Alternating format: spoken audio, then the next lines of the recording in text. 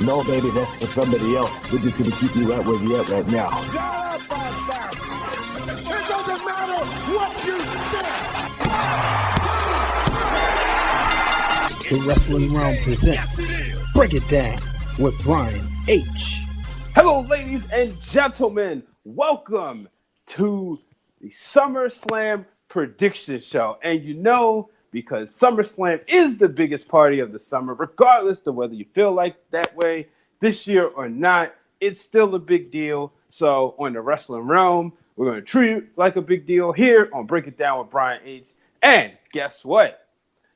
Because it's a big deal, I had to call on family. And sometimes when you want to do a show and you want to have fun, you got to call on family. So what I did, I reached out into the Facebook world and I called on the one, the only, the Shark himself, Sean Williams.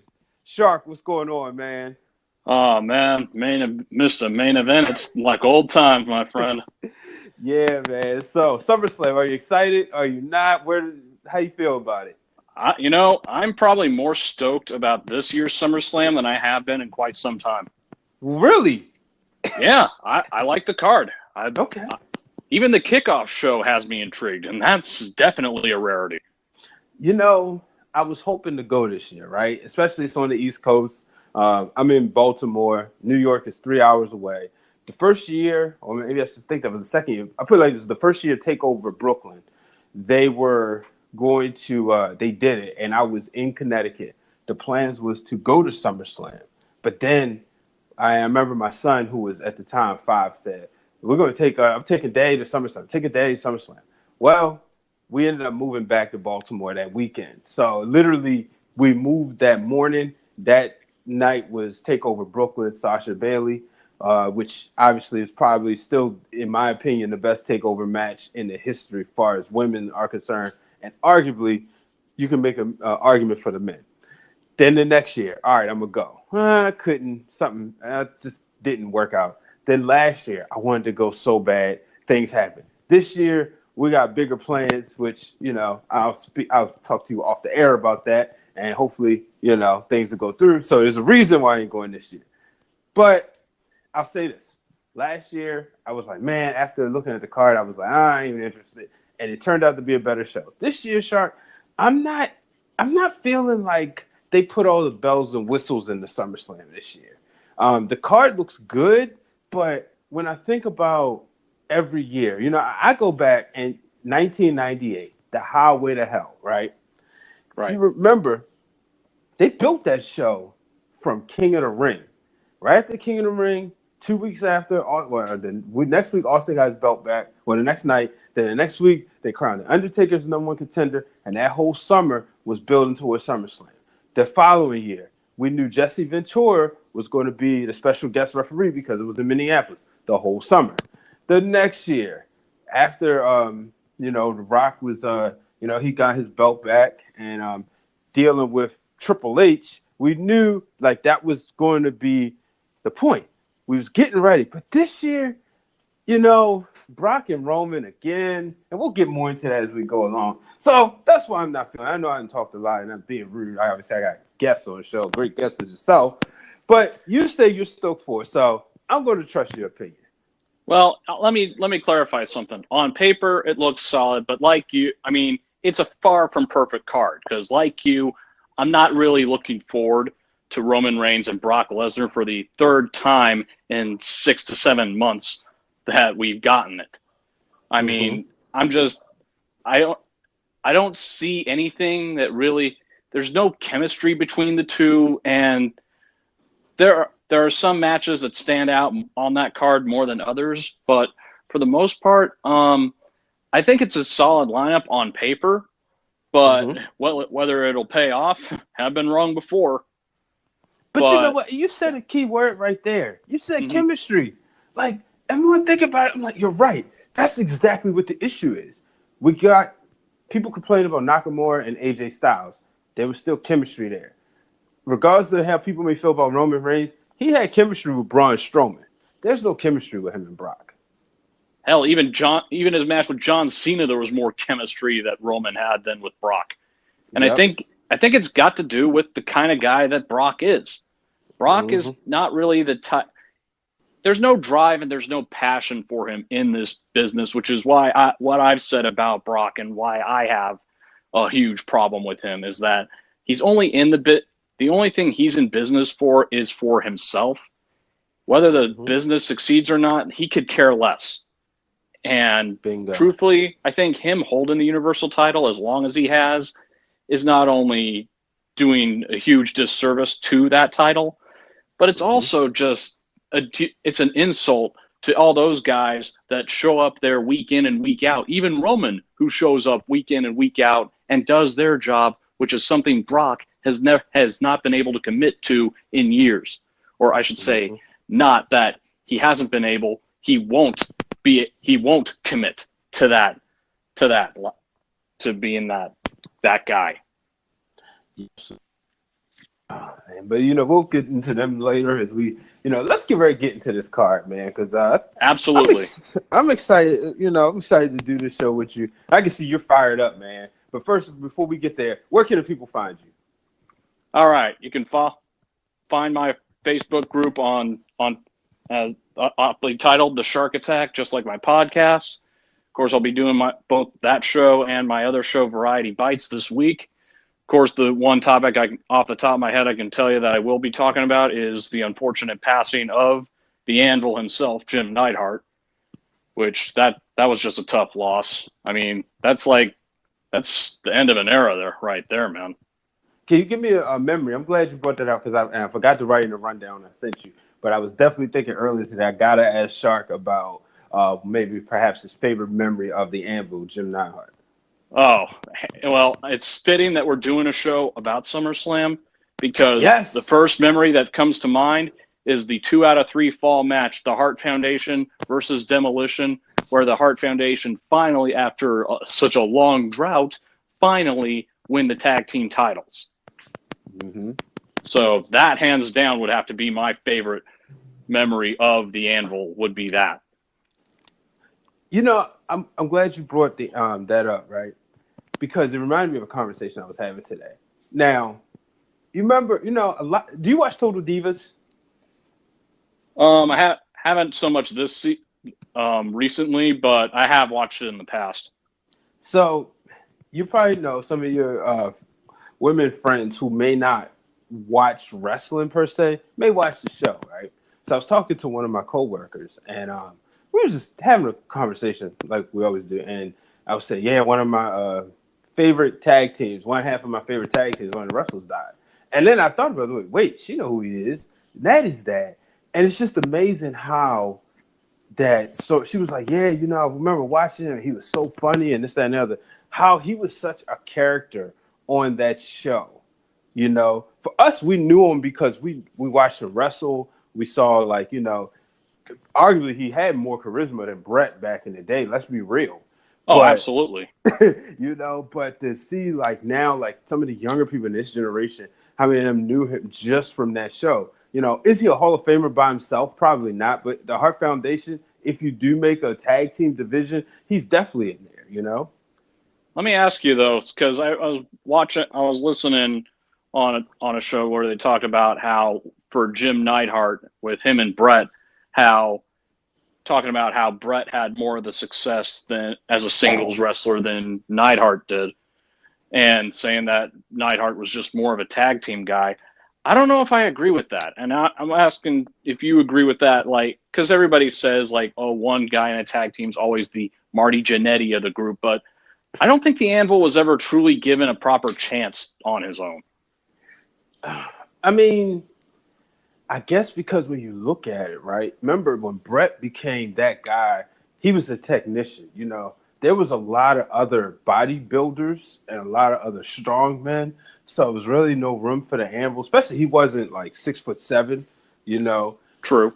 And where Brett was, he was, be real, he was good looking, so you could market him to the ladies. You had to get away from those bigger guys because of what Hogan and Warrior were doing, and McMahon under the steroid accusations, he had to go with somebody like Bret Hart.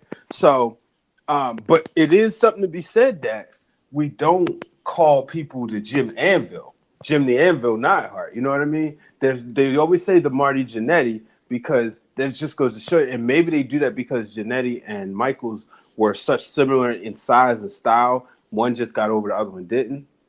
Nonetheless, there's a reason people still don't say, "Oh, well, he's the Anvil. He's not the Bret." You know. So would you say, with what you just said, so would you kind of say that it wasn't so much that he wasn't really a singles guy, more that just you mentioned how outside of Bret there was a lot of the bigger guys, and that there was nothing that really, in terms of being a big guy, that stood out for Neidhart. Yeah, just kind of got lost in the shuffle. Yeah, he was a good hand. You know, if you needed, like, you need a good somebody who can run in, that's what he was. You know what I mean? So, I mean, I wouldn't say he wasn't successful, but I just don't think singles was his. I don't think singles wrestling was his forte. I think, especially when you look down the line when him and Owen was getting together, and he was that enforcer. When you look at the Hart Foundation, he was the enforcer. It was the combination of speed and power, and that he was the power part, but you needed something as kind of the counterbalance. Mm-hmm. Yeah. I can get behind that. Yeah. So, SummerSlam, man. And it's just ironic. It's so sad. And I know we're gonna get in the show, folks, I promise, but, we got to honor the legend. It's so sad because when I thought about 1 year ago, Natty was winning the title at SummerSlam, a pay-per-view so good to the Hart family. When you look at, like you mentioned, them winning the tag team titles, Bret winning the IC title, Davey Boy winning the IC title, Bret winning the WWE Championship, Bret and Owen main eventing for the WWE Championship. Unfortunately, Owen Hart, the situation with him and Stone Cold with the neck. And then Bret Hart even coming back in 2010, participating in the 10-man tag match at SummerSlam. And then finally, Natty winning the title at SummerSlam. So it's just sad that this is happening on the eve of SummerSlam. You mentioned how big the event, how SummerSlam has been for the Hart family. And to this day, Bret versus Mr. Perfect is still one of my all-time favorite matches that has ever taken place at SummerSlam. Yeah, man. Man, don't get me started. Because I struggle because there's also Bret and Davey, man. And I know the environment had a lot to do with that, to give that great feeling. So, but yeah, it just sucks. Like I said, I've always said that if Bret Hart was, if Shawn Michaels was Mr. WrestleMania, Bret Hart was Mr. SummerSlam. Oh, I definitely would agree on that one. But without question, and it's sad that you look at it because I see the picture all over on social media of the Hart Foundation stable that we saw before the infamous Montreal screw job. Bret's the last guy standing. How about this, though? I got one further for you that's kind of creepy. They left in opposite in the way they came into the WWE. Pillman was the last one to join. Then he was the first one to go. Then there was Owen. Then there was Davey. Obviously Davey, Neidhart, and Bret came together. But then Davey left, Neidhart, and now there's Bret. Man, that's freaky. Tell me about it. But let's get ready to get to the card. Here we go. Wow, 15 minutes in and we're just getting into it. But guess what? That's what we do. And we appreciate everybody listening. Make sure you follow us at Wrestling Realm, at Brian H. Waters, and make sure you're following The Shark. So we're going to start off the pre-show. Speaking of third generations and family legacy and history, the B Team, Bo Dallas and Curtis Axel taking on the Revival. Shark, which way does this match go? Tag team titles on the line. I like the Revival, and injury has definitely hindered that team a lot. Mm-hmm. But, I just think the B Team is red hot right now, and I just don't see them dropping the belts. And so I'm going to go with the B Team. I am too. And I'm going to ask you this, right? So I'm watching them the other day, and a lot of times I see, and I said this on episode 24, Break It Down with Brian H. I said that, man, these guys seem they just seem, I don't even want to call them corny, but they seem so playful. But it seems like once they get in that ring, they're serious. And it's much different than what we saw when Bo was trying to get everybody to believe. That gimmick was never going to get him anywhere. I said that from the beginning that maybe it was a thing in NXT. It was never going to transition well on the main roster. Mm-hmm. All right, so we both like the B team for this one. Cedric Alexander taking on Drew Gulak for the Cruiserweight Championship. You know, even if you didn't have that whole Twitter thing from years ago with Cedric and Ty Dillinger, honestly, I still think Cedric was going to lose the belt. So I'm going with Drew on this one. Yeah, I think Drew's been built up perfectly to win the title. I'm not going to lie, I was kind of disappointed that they didn't go with Hideo Itami. But I just think, I mean, you slowly, surely built up Drew, and I think now is his time. Well, with how many times injuries kind of played a factor, or, well, not injuries, but injury has kind of played a factor in Hideo Itami and hindering his success, I think there's still a little skeptic on committing to him like that by giving him a title. So I'm hoping that he'll have his time, but again, like I said, like you were saying, they've built Drew up a lot, so I think it's definitely going to be Drew Gulak walking out with that belt. That's a good point. All right, so let's get into probably if I'm booking, I'll say that I'm closing the pre-show with this match, and that is, or as they say, kickoff show, Rusev and Lana taking on Cien Almas and Zelina Vega. I got to say that, I mean, you circle all the way back to when Andrade, Cien Almas, and Rusev had their one-on-one match, and it was fantastic. It was a fantastic showing on both guys. And Lana, in the two matches she's had with Zelina Vega, she's improved a great deal. But, you know, Vega has beaten Lana back-to-back. Rusev didn't beat Almas in the first match. I think at this point, I'm going to go with Rusev and Lana winning this one. Yeah. You know, I think, honestly, though, I do think maybe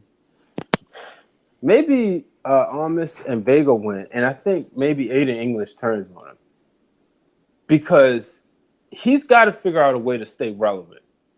Because if he's away from Rusev and Lana, then what else do you have? But if he joins somebody like Vega and Almas, that keeps him going. You know what I mean?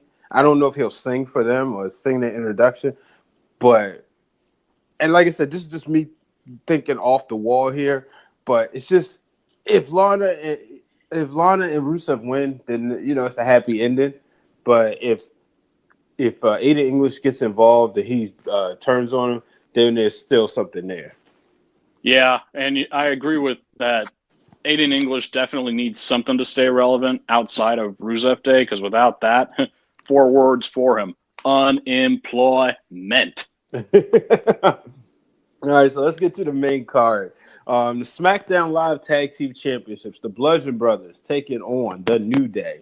Who you like in this one, man? You know, New Day hasn't held the belts in a long time, and, you know, the Bludgeons have held it for quite a while. I'm going with New Day on this one. Yeah, me too. I think it's time. I know they won on SmackDown, but that don't have to apply every week, every month, every match, do it? I think it usually is, if it applies anywhere, it's usually to the more standout matches and not this one. So, but yeah, I'm saying New Day takes the titles. All right, so we're on the same page there. Dolph Ziggler defending his Intercontinental Championship against Seth Rollins. Both Ziggler will have McIntyre in his corner, and Rollins will have a returning Dean Ambrose in his corner. See, the only problem I got with this match is you haven't exactly built up or you haven't set up anybody to be a new challenger if you have Ziggler retain. So unless you have Ambrose turn against Seth, like Seth wins and then Ambrose turns against him, then really what other plan you got for the Intercontinental belt? But I just don't know if I could see Seth losing again. Right. So I'm actually going to go with Seth Rollins. Yeah, it's this is a weird one. Because do Ziggler win and then eventually McIntyre turns on him, which, it's just a thought. I don't want to see that. But, yeah, I think I'm going to go with Rollins, too. This is for me, as they say, it's a pick 'em. Yeah, I mean the only way I can see the only way I could see with Dolph, I mean, if Dolph loses the belt, I mean, I'm worried that they would set up the split between him and McIntyre, which I think is too soon. Mm-hmm. I mean, I figured it wouldn't have been at least until next year that we would finally see Drew break off from Dolph Ziggler. Yeah, that's true. All right, so actually going to jump around because I should have switched this one up. It's a match that I really don't care about. That's Finn Balor and Baron Corbin. I can tell you who the losers are. All of us for having to witness this one. I know, right? I mean, Finn Balor right now, his position in the WWE, he's basically a fish that just popped out of the water and just flopping around on the ground because that's what he feels like. And I can't stand Baron Corbin, and I feel like we're not going to get anything new that we saw from Extreme Rules. Mm-hmm. But I'm still going to go with probably Balor on this one. Yeah, me too. Let's just end this feud. Both Balor deserves better, but I will say this: as much as I'm not the biggest fan of the Constable, I'd rather see him doing this than what he was doing before. And you know what? Now I think about it, this match, I wouldn't be surprised if it opened the show. How bad would that be for him opening 2 SummerSlams in matches that people don't care about? If somebody actually opens with that match, because usually at SummerSlam you want to have a good solid match, but if you open with that one, if I'm Vince or Triple H, I would look at the guy that set that up and go, "You are so fired." But then again, remember you got the pre-show, so they're already gonna be on their feet because, like you said, they got 3 solid matches. But then again, this could be booked. This probably is your bathroom break match. Oh yeah. I mean, I don't know if it'll open the show. I'd probably go with second match on the card. Yeah, okay.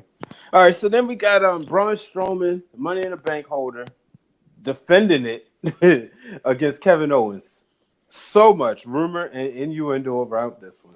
Oh, absolutely. But, some things that here's some fact checking right here is that there's only been one situation where a guy put his Money in the Bank briefcase on the line and lost it.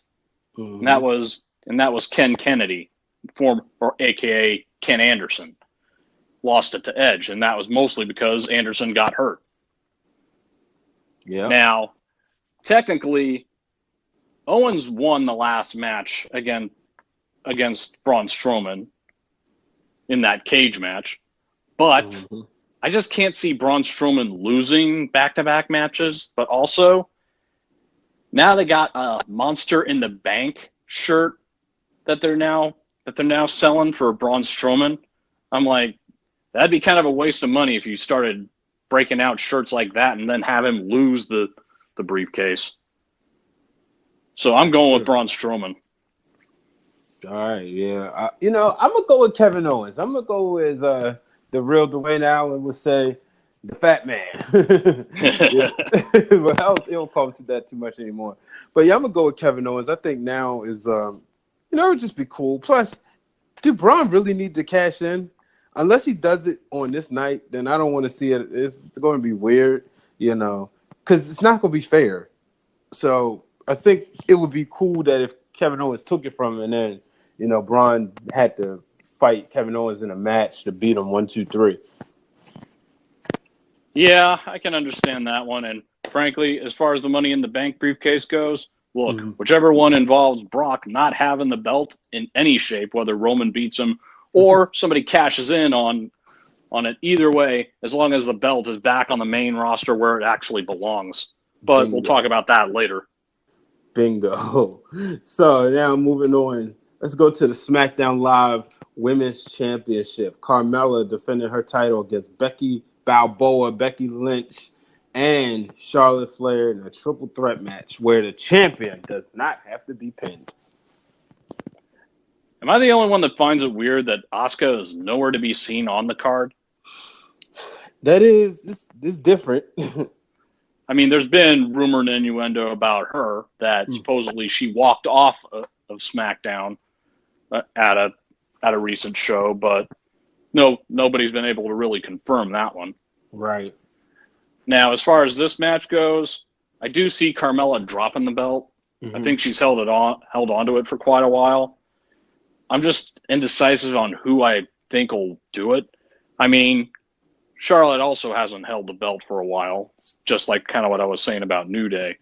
But you know me, you've known me for a long time, and that I feel like one of the most underrated and probably underappreciated talents on the women's roster on either one is probably Becky Lynch. Mm-hmm. So go ahead. I'm sorry. So, if I had to pick, you know what? I just feel like, well, one way or the other, this is going to lead to a feud between the two, but I'm going to go with Becky Lynch. I agree. I think we see a heel turn in her. We see her dig deep, and we see a different side. And this will lead to a money feud with her and Charlotte. I know everybody's saying we'll eventually get Charlotte and Rousey down the line, probably for WrestleMania. I think you can squeeze this feud in there that you don't have to have it go that long. So I think now is the time. That's you. Thank you. But yeah, and like I said, I just feel like Carmella has proven her point and she's proven her worth. I think it's time for her to drop the belt. Mm-hmm. All right, so now we have Shinsuke Nakamura defending the United States Championship against Jeff Hardy. Who you like in this one? You know, again, there's been rumor and innuendo about New Japan supposedly wanting Nakamura back. Mm-hmm. Now, if he loses the belt, then I think there may be something to that. But I'm hoping not. But because I don't see any real reason why you have to have Jeff Hardy win the belt back. Mm-hmm. And I know you'll have some people say, what about him and Randy Orton? What about them? You don't need the belt on the line to have those two duke it out. Right. So I'm going Shinsuke retains. Yeah, me too. I think Randy Orton cost Jeff Hardy the match, obviously. And then he'll beat him up profusely, and Shinsuke will walk out as still champion. I don't think he's going anywhere. Let's be real. His body, he's older. I know the strong stuff is one thing, and I know, like, no offense, but he's built to take that more than the average WWE wrestler. But I think there's money in Shinsuke over here in WWE. Yeah, and they invested a lot of money to get him and get AJ Styles. So I think WWE isn't going to give him up without a fight. Exactly. So we got one of the money matches, one of the matches that people who may not be watching WWE on a regular basis will watch for, and that is the Raw Women's Championship, as Ronda Rousey will challenge Alexa Bliss for the title. You know, I was back and forth about this one. That I thought, what if they save Ronda winning it at the Evolution pay-per-view? Mm-hmm. But you know, she didn't exactly win at Extreme Rules when she took on Nia for the belt. I don't know if I'd see Ronda not pulling it off back to back. I think Ronda's going to shut Alexa Bliss up, and you and I think we've both been saying that the match that you want to see Ronda take the belt is in a match where she's taking on somebody that people want to see Ronda just beat the living crap out of. Mm-hmm. So I'm going with Ronda. Going with Ronda? Let me ask you this.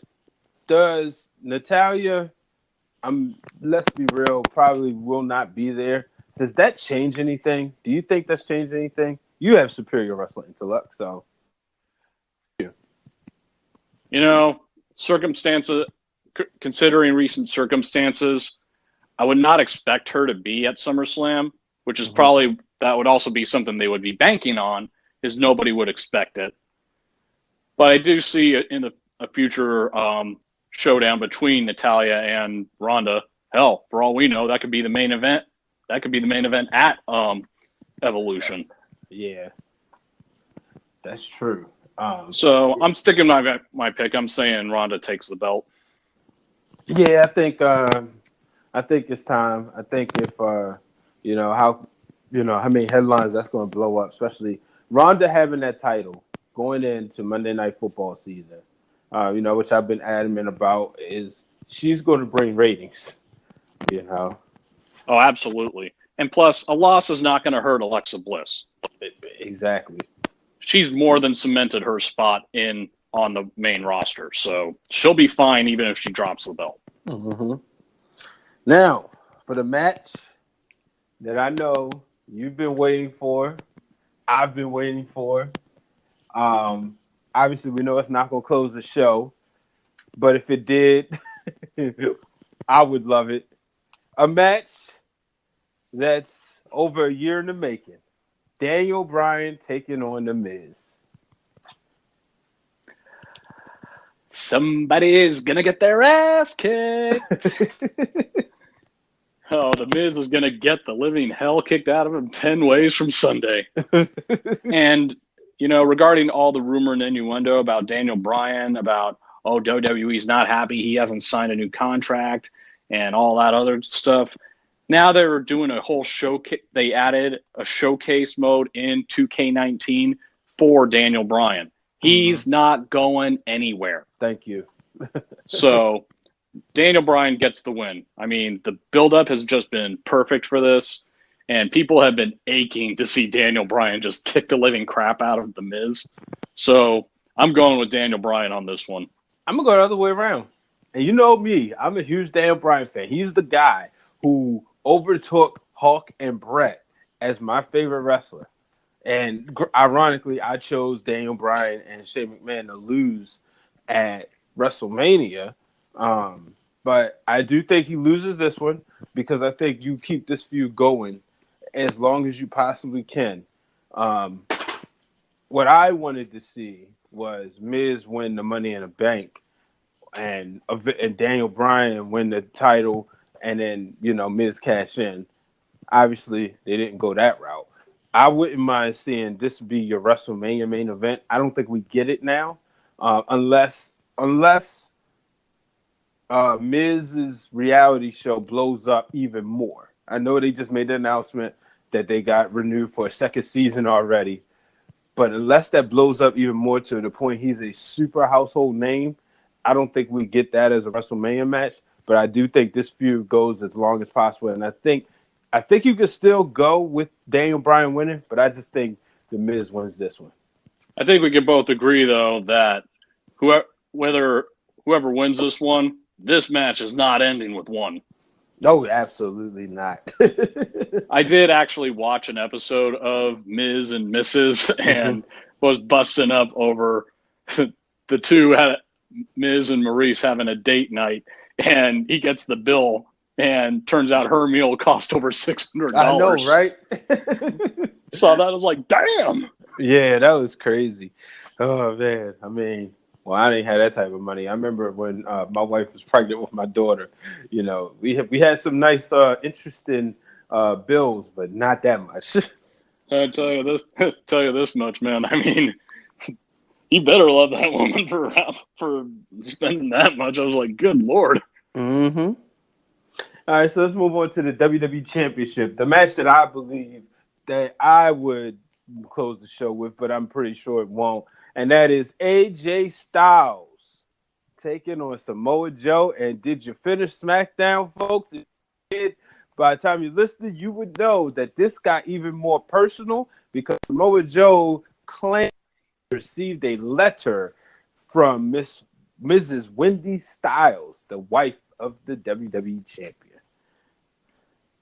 The last time I saw AJ headstrong, and it was personal between him and Samoa Joe, was in TNA when he took on Samoa Joe to avenge what Joe did to Christopher Daniels. And Styles didn't come out on top on that one either. The thing is, this is what Joe excels at. He excels at getting into the guy's head and getting them not focused and just going in headstrong and taking things personal. He thrives on that. Mm-hmm. That being said, I don't think anybody deserves or needs this win worse than Samoa Joe. I mean, he has yet to really make kind of a tremendous splash since coming up to the main roster, and losing the belt would not hurt AJ. And this is another one where I say that this feud doesn't end with one match. So I would like to see AJ chase after the belt instead of carrying it. So I'm going to go with Samoa Joe. But you know what, though? I understand what you're saying about Joe, right? But in a way, he's made all his feuds count. And what I mean is, even though he may not, let's say, like he may have not won the feud against Roman Reigns or Seth Rollins or even Brock Lesnar, everybody that he's been in the ring with, he's left bruises so bad that you remember you was in a match with Samoa Joe. And that's not easy to do, to stay. So I think even though he hasn't, like you say, he hasn't won a title, he's found a way to make everybody, he's found a way to keep himself strong and relevant. Oh, absolutely. If there's one word you could use for Joe, weak is definitely not one of them. He has definitely not looked weak in any of the matches that he hasn't come out on top in. Mm-hmm. I mean, look at the match he had with Brock Lesnar. A lot of people would say that Brock barely got by the skin of his teeth against Joe. Absolutely. Absolutely. And speaking of Brock Lesnar, the WWE Universal Championship match for the 1,000th time, Roman Reigns versus Brock Lesnar. Shark, now is the time. Who wins this match? Oh, man. Brock Lesnar, the so-called beast incarnate, versus Roman, chemistry of a corpse, Reigns. The only thing Roman Reigns has yet to do in all the times WWE has been pushing him to the moon and down our throats has been beat Brock Lesnar. Mm-hmm. He hasn't been able to do that yet, and if Brock's on his way out, which from what we've seen with UFC is more than likely, in fact, I'd go as far as to say a certainty, I will actually say that Roman has to win this match. Money in the Bank cash in or not. Mm-hmm. He has to come out on top, so I'm going to go ahead and say he'll actually get the win on Brock. All right. Well, I got to agree. I think now is the time. Pull the trigger. Brock going out, he got to go out on his back. But guess what? I think he does, and then I think Kevin Owens cashes in and leaves out as the new champion. What you think about that? I think whoever comes out on top, whether it's Kevin Owens or Braun Strowman, does cash in on Roman, or if by some miracle, which I doubt Brock retains, either one, whoever is holding the Universal title, is getting a Money in the Bank cash in and losing that belt. All right. Ladies and gentlemen, that is our SummerSlam predictions. Make sure you let us know. Comment on YouTube, Facebook, Twitter, Instagram, MySpace, all of the above. Not that nobody stole MySpace. But if you're out there listening, make sure you comment. And guess what? Make sure you check out our bonus show coming up, our NXT predictions.